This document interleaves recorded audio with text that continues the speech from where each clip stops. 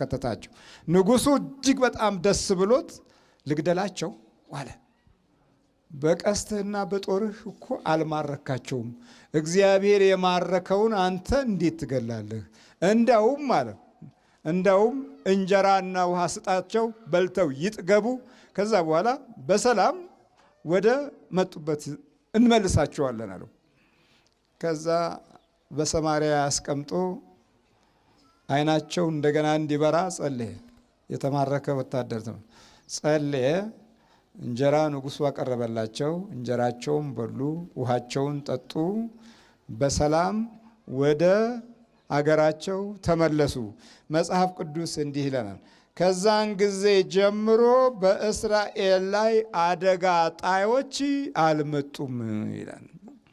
አደጋ ጣዮች አልመጡም። በቃ አደጋ ጣዮች ቆሙ። አደጋ የሚጥሉ ኃይሎች ቆሙ። በቃ የእግዚአብሔር ኃይል የእግዚአብሔር መንፈስና ጸጋ ካንተ ጋር ከሆነ አደጋ ጣዮች ይቆማሉ። እስራኤል ከዛ በኋላ ለብዙ ዘመናት ከሶርያውያን ውጊያ አረፉ። አደጋ ጣዮች ከዛን ጊዜ ጀምሮ አጠገባቸው አልደረሱም። ሰው በእንጀራ ብቻ አይኖርም።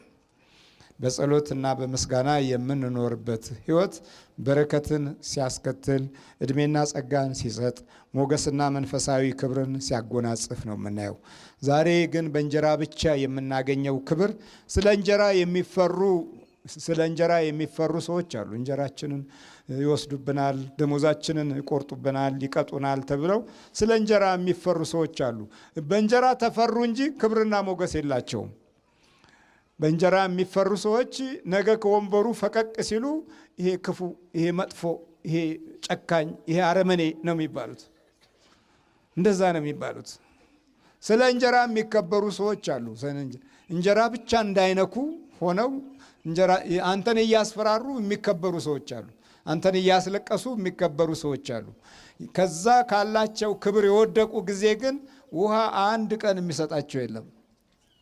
አንድ ቀን ውሃ የሚያጠጣቸው የለም። የታ አባቱ እንዳውም እንዲህ ነው የምትለው፣ የእጁን አገኘ፣ የታ አባቱ የስራውን አገኘ፣ ያስለቅሰ የነበረ ተራውን አለቀሰ እያልክ እምባውን ታያለህ።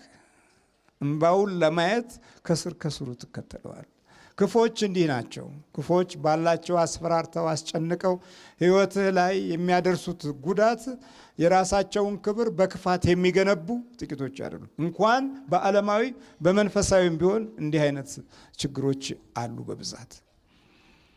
ከቢሮ ላለመውጣት፣ ከድል ላለመፈናቀል፣ ከብዙ የግፍ ስራ ጋር ተባብረህ የዕለት እንጀራህን ከግፍ ጋር ትበላለህ፣ ከውሸት ጋር ትበላለህ።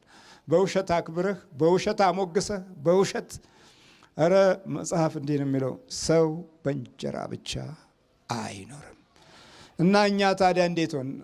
95% ትምህርት ቤቶቻችን የመንፈሳዊ የሥነ ምግባር ኃይልን የረሱ ናቸው።